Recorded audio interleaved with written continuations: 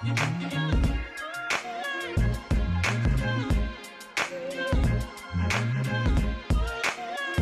oh yeah, go ahead, Bill. Yeah, I'm going to have to run in a minute, so I just wanted to put this in.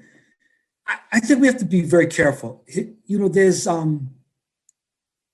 the Republican Party beginning with Nixon positioned itself to be the non-Black party.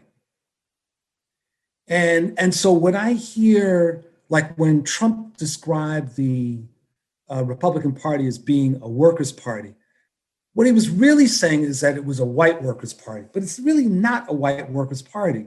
Because what's also interesting is that Trump's voters, at least the stats I saw, tended to be people that had more than $100,000. This education criteria is very misleading in terms of its relationship to class.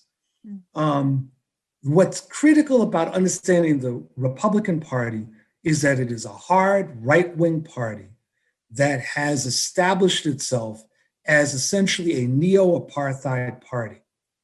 And the message is very, very clear on that. They are a party for the reestablishment of the white republic.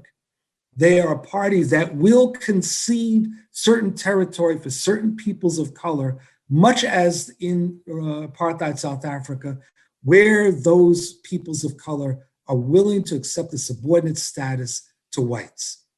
When you look at the shift of from the Republican to the Democratic Party, it starts in the 1960s after the passage of the 64 and 65 civil rights bills, the 64 Civil Rights Bill and the Voting Rights Bill of 65. And you see the shift, which happened in advance of the neoliberal shift in the economy. So something started happening. Nixon played into that, understood it with his Southern strategy, which I always lovingly call the white people's strategy. And that's part of what we're up against. So an economic message, and this is where I had disagreements with Sanders, particularly in his first run. An economic message alone is insufficient in a settler state as we are in. It is simply insufficient when race permeates everything, that you can make the strongest economic argument, and that can be trumped, no pun intended, by race. And that's what we've got to deal with.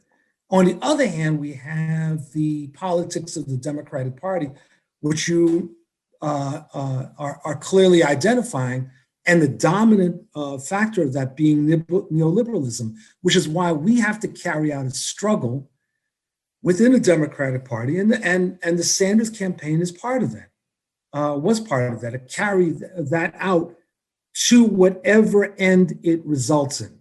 And I don't know what that end's going to be, whether that ends up with a split, whether it ends up driving the neoliberals out or whatever. But that's where that struggle has to happen for a completely different vision.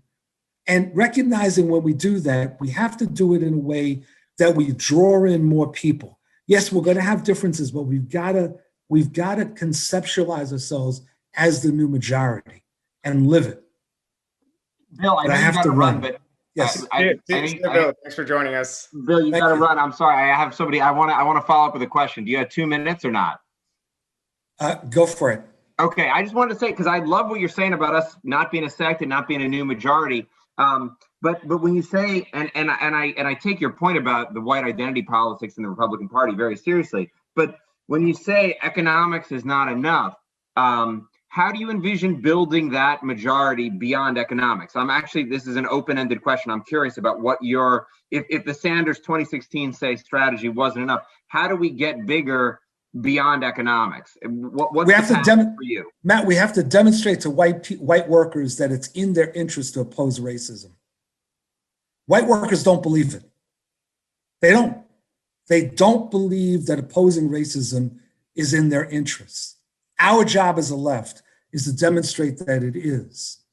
And the problem is that when we try, whether you're talking about the populist movement of the 1890s or many movements since, that attempt to skirt race in the name of a super economic, brings everybody together platform, it fails.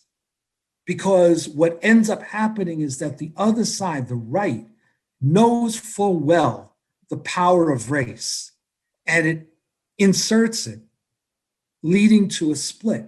So we've got to develop a movement that is much more conscious of racial injustice than the movement that we have now, which does not mean simply segmenting movements and having a racial justice movement and an economic justice movement. My argument and my frustration with the Sanders campaign was that the issue of race needed to be not simply an add-on, it needed to be integrated into the platform. Much the way that Jesse Jackson, I would argue, was so successful in his campaign work in '88.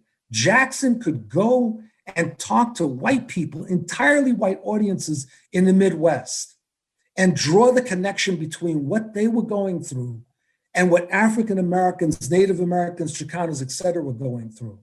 And he did it in a way that reverberated. People got it in their soul.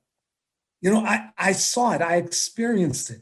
And that's what I think was missing from what Sanders was doing and where we have to pick up if we're going to win. And I do believe, as my final point, Bhaskar, we will win. Listen, thank you. I really wish I could stay, but I got to run. All right. Y'all take care. So nice to meet you. Okay. Pleasure. Pleasure. Thanks, Bill.